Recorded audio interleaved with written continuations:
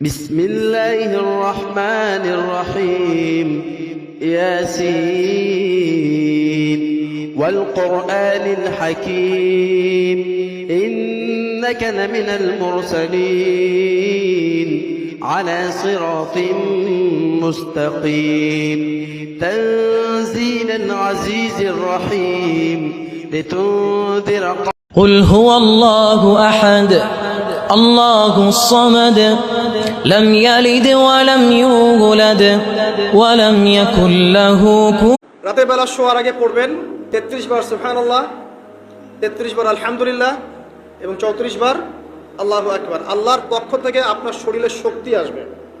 এটা যারা নিয়মিত আমল করে আল্লাহর পক্ষ থেকে তাদের শরীরে শক্তি আসে। হ্যাঁ, কারণ এইটা রাসূল সাল্লাল্লাহু আলাইহি ওয়াসাল্লাম কাকে শিখিয়ে দিয়েছেন? তার মেয়ে ফাতিমা রাদিয়াল্লাহু আনহাকে।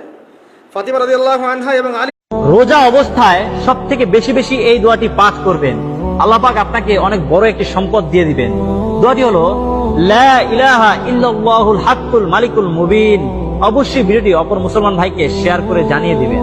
মাগরিবের নামাজের পরে ছোট্ট একটি দোয়া 7 বার পাঠ করবেন। নবীজি বলেন 70টি বিপদ থেকে আল্লাহ পাক তাকে হেফাজত করবে এবং এই 70টি বিপদের মধ্যে সবচেয়ে ছোট্ট বিপদ হলো আল্লাহ পাক তাকে দারিদ্রতা থেকে মুক্তি দান করবেন। আপনি কল্পনা করতে পারেন 70টি বিপদের মধ্যে যদি ছোট্ট বিপদ হয় দারিদ্রতা, তাহলে বড় বড় বিপদ কি হতে পারে? আমি এই হাদিসটা পড়ে অবাক হয়েছি। নবীজি সাল্লাল্লাহু আলাইহি ওয়াসাল্লাম বলেন তিরমিজি শরীফের 3601 নম্বর হাদিসের মধ্যে, বাচ্চারা মসজিদে হইচই করলে সেক্ষেত্রে তাদেরকে ধমক দিয়ে কথা বলা যাবে কিনা? নবী করিম সাল্লাল্লাহু আলাইহি ওয়াসাল্লাম সিজদায় গেছেন, ওনার নাতি হাসান বা হোসেন রাদিয়াল্লাহু তাআলা আনহুমা পিঠের উপরে উঠে বসে আছে। যতক্ষণ পর্যন্ত তারা পিঠের উপর থেকে না নামছে নবী করিম সাল্লাল্লাহু আলাইহি ওয়াসাল্লাম ওইভাবে সিজদায় পড়ে আসেন। কিছু করার নাই, নাতি উপরে উঠে বসে আছে, উঠতে গেলে পড়ে যাবে। যে অনেক মুরব্বী আছে, চাচারা আছে, ধমক ছাড়া কিছু জানে না। পোলাপানের কিছু দুষ্টামি হজম করতে হবে, এত বেসবর হইলে হবে না। নবী করিম সাল্লাল্লাহু আলাইহি ওয়াসাল্লাম যদি বাচ্চাদের এগুলাকে হজম করেন, আপনি সারা বছরের গুনাহ মাপের আমল রমজান মাসে যে কোনো একদিন ইফতারের আগে 111 বার এই দোয়াটি পাঠ করলে আল্লাহ তাআলা তার সারা বছরের গুনাহ মাফ করে দিবেন। সুবহানাল্লাহ। দোয়াটি হলো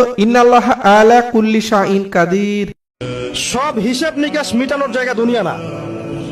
আল্লাহ পাক কিয়ামতের দিন বলে একটা দিন তো রেখেছেন। কে কতটুকু ভালো করলো, কতটুকু মন্দ করলো, কে অন্যায় করেছে, কে ঠিক করেছে, এটা হিসাব আল্লাহ করবেন। সব হিসাব এখানে হবে না। এজন্য মুসলিমরা হতাশ হয়ে যায়। এই দুনিয়াটা শুধু পরীক্ষা ক্ষেত্র।